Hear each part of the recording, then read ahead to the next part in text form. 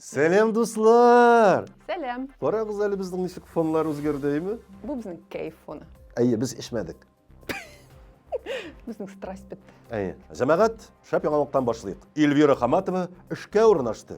Жәмәғат ол бит қазір таролог та түгел, нумеролог та түгел. Астролог та түгел. Әйтмәді, астролог та түгел. Бақсаң, ол Ринат Рахматуллинның администратор болып кеткен екен.